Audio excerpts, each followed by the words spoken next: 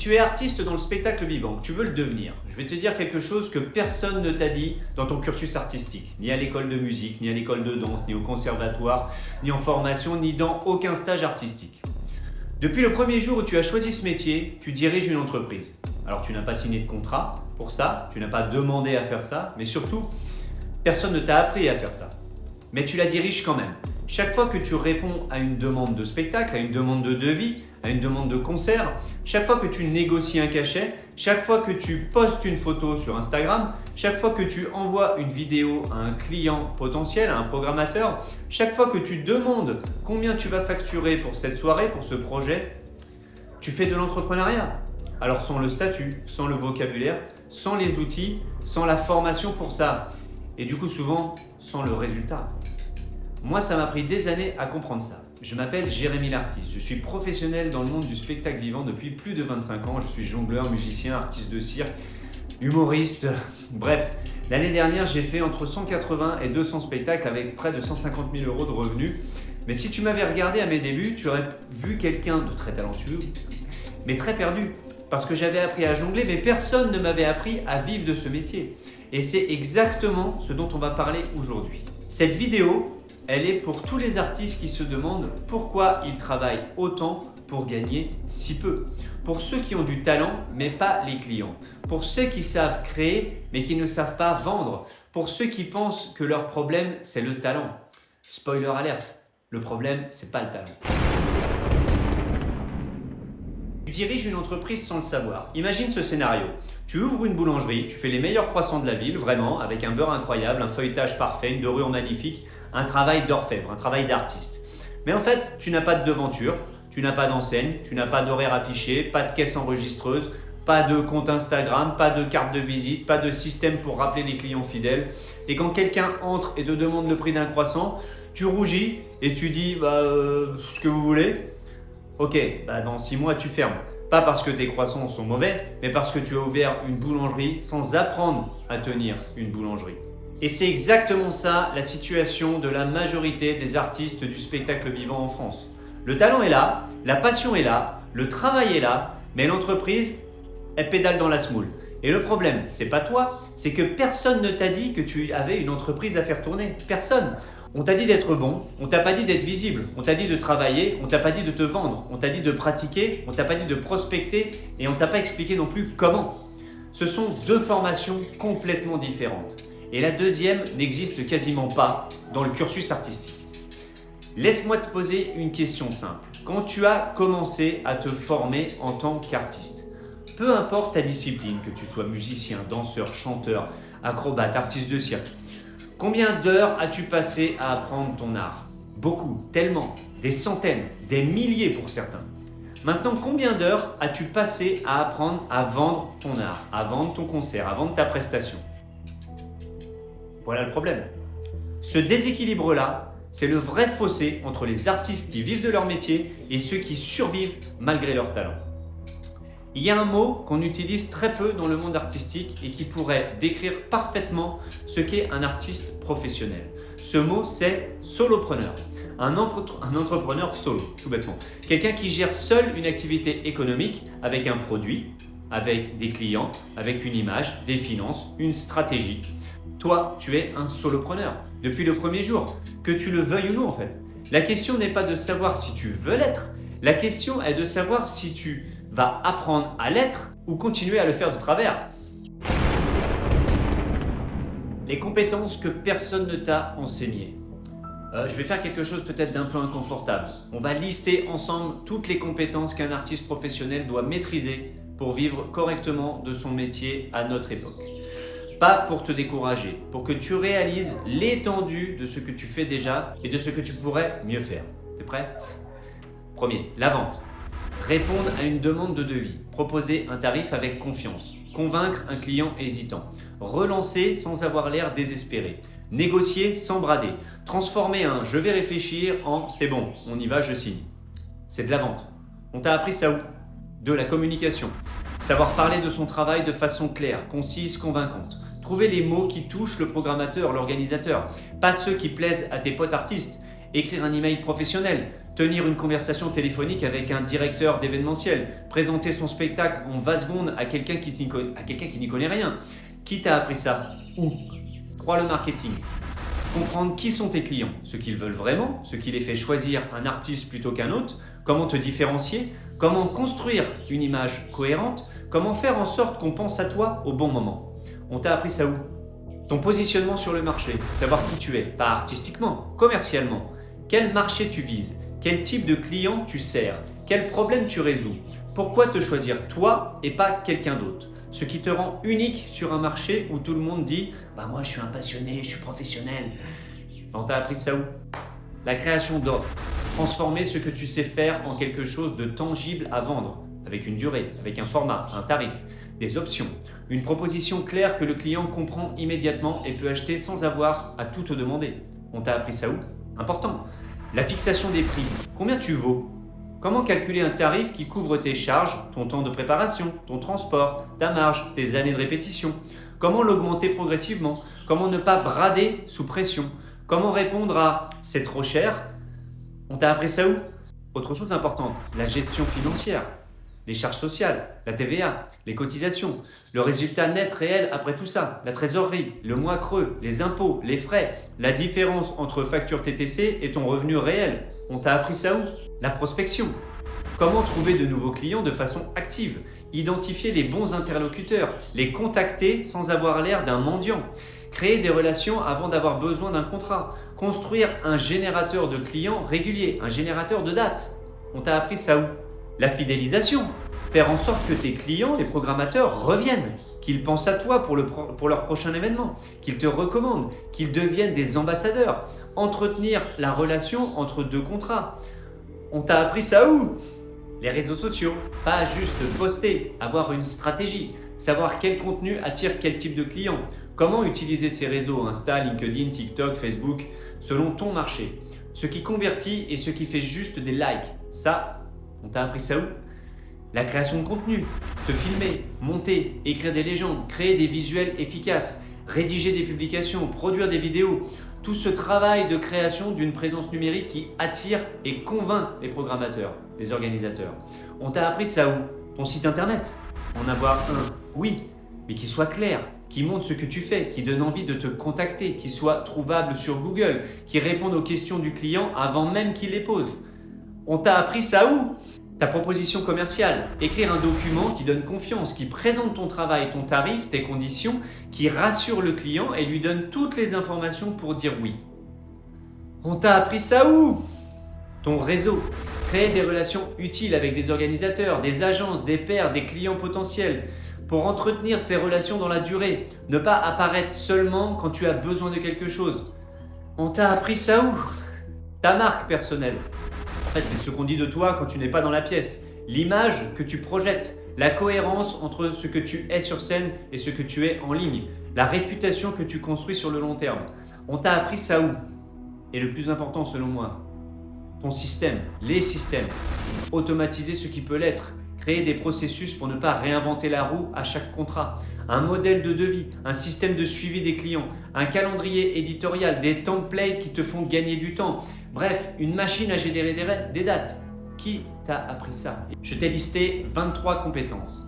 23 compétences qu'un artiste professionnel doit maîtriser pour vivre correctement de son métier à notre époque. 23 compétences qu'on ne t'a probablement jamais enseignées. Et maintenant, je vais te poser la vraie question. Est-ce que c'est ta faute si tu ne les maîtrises pas? Alors pourquoi les écoles de cursus artistique n'ont pas fait ce boulot? Attention, je ne veux pas taper sur les écoles artistiques. Vraiment, il y a des professeurs extraordinaires dans des conservatoires, dans les écoles de cirque, dans les formations de théâtre, des gens passionnés, compétents, dévoués. Mais il y a une faille structurelle énorme dans l'enseignement artistique. Les écoles forment des artistes, elles ne forment pas des professionnels. Et ce sont deux choses différentes. Un artiste maîtrise sa discipline. Un professionnel maîtrise sa discipline et le marché. Et cette deuxième partie, le marché, elle est complètement absente des cursus artistiques. Pourquoi? Parce que les écoles artistiques ont été pensées dans un modèle du monde qui n'existe plus. Dans ce modèle du monde passé, Un artiste formé allait être repéré, engagé, géré par une compagnie, par une maison de disques, par un agent, par une institution. L'artiste créait et quelqu'un d'autre gérait pour lui. Ça n'existe plus, ou très peu. Tu sors de l'école, il n'y a personne qui t'attend à la porte. Aujourd'hui, la grande majorité des artistes sont indépendants. Ils gèrent tout seuls, eux-mêmes, et ils ont été formés pour un monde où quelqu'un d'autre gérait à leur place. C'est un manquement total. C'est comme former des médecins de famille en leur apprenant à soigner les gens, mais jamais l'administration d'un cabinet, jamais la relation patient, jamais la gestion d'équipe, et leur dire ensuite, allez, bonne chance, installez-vous. Non mais t'imagines le résultat? Ce n'est pas un jugement, c'est un constat. Le monde artistique a un putain d'angle mort, et cet angle mort coûte très cher à des milliers d'artistes talentueux qui ne comprennent pas pourquoi ça ne marche pas, malgré le travail qu'ils fournissent. Je vais te parler de deux artistes. Je vais les appeler Lucas et Marc. Ce sont des personnages fictifs, mais tu les reconnaîtras peut-être dans la vraie vie. Alors Lucas est un danseur exceptionnel, vraiment. Quand il monte sur scène, les gens s'arrêtent. Il a une présence, une technique, une musicalité rare. Il a fait 5 ans de conservatoire. Il a enchaîné la formation, il pratique quotidiennement. Son problème, son site internet, il y pense depuis 2 ans. Sa page Instagram, elle a 1500 abonnés, dans lequel aucun programmateur qualifié. Surtout des amis, des collègues de boulot, mais personne qui va lui remplir son frigo. Son tarif, il ne l'a pas vraiment calculé. Il s'aligne sur les autres. Ses devis, il les envoie quand il a le temps. Après plusieurs relances. Ses clients, il compte sur le bouche à oreille. Ses finances, il gère ça au feeling. Lucas gagne 1400 balles par mois en moyenne avec l'aide de Pôle emploi. Il vit dans l'angoisse de chaque fin de mois. Il se demande si son talent est vraiment suffisant. Son talent est suffisant. Ce n'est pas ça son problème. Deuxième artiste, Marc. Marc est accordéoniste. Il joue bien, vraiment bien. Mais il ne sera jamais dans l'encyclopédie musicale, tu vois. Il est solide, pro, agréable. Mais Marc a quelque chose que Lucas n'a pas. Il a un site internet clair avec une page de contact qui convertit. Il a un profil sur les réseaux actifs avec des milliers de contacts dans l'événementiel public, dans le privé, dans les mairies, dans les comités des fêtes. Il est réactif. Il envoie des propositions commerciales soignées dans les 24 heures. Il a 3 offres claires, cérémonies, cocktails, soirées, avec des tarifs transparents. Il relance systématiquement, sans s'excuser de le faire. Il fidélise ses clients. Il est présent dans différents réseaux, dans différents publics, aussi bien le particulier, le privé. Il a un tableau de suivi de tous ses prospects et Marc gagne 4200 € par mois sans France Travail. Il refuse des dates régulièrement parce qu'il est pris, il est complet le type. Selon toi, qui mérite de gagner mieux, Lucas ou Marc? Est-ce que c'est juste? Non.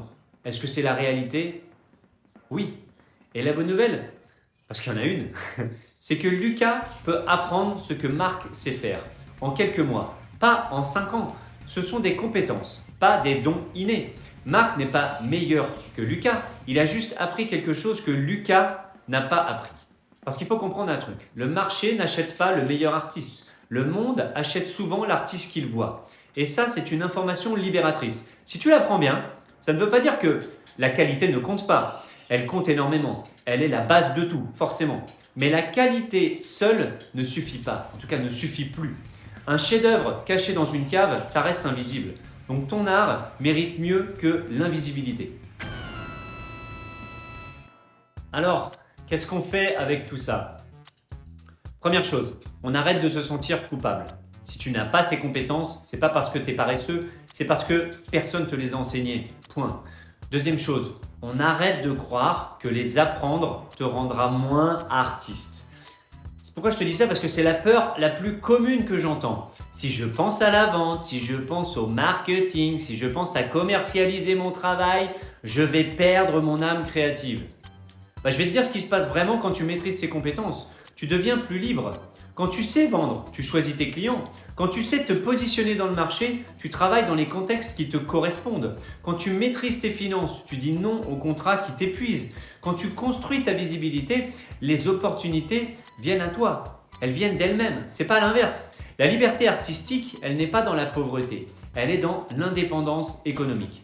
Perso, moi je jongle beaucoup mieux depuis que j'ai arrêté de m'inquiéter pour mon prochain contrat. Je suis plus présent sur scène depuis que je sais que le mois prochain est assuré, que mon frigo est plein. Je prends plus de risques artistiques depuis que je ne dépends plus d'un seul type de client. Les compétences entrepreneuriales ne m'ont pas éloigné de mon art. Elles m'ont donné les moyens de le pratiquer pleinement, de le pratiquer à fond. Maintenant, voici comment je pense cette transformation. Ce n'est pas devenir un homme d'affaires qui fait du spectacle. C'est devenir ce que j'appelle un artiste libre. Un artiste libre, c'est quoi? Un artiste libre, c'est quelqu'un qui maîtrise deux choses. Première, son art, évidemment. Sa technique, son expression, sa présence sur scène, le cœur de notre métier, quoi. Deuxième chose, son activité, la visibilité, les clients, les finances, le développement de son art, tout ce qu'il y a autour de l'art. Les deux ne s'excluent pas, ils se renforcent. Ton art est ton produit, ton activité est le véhicule qui le transporte.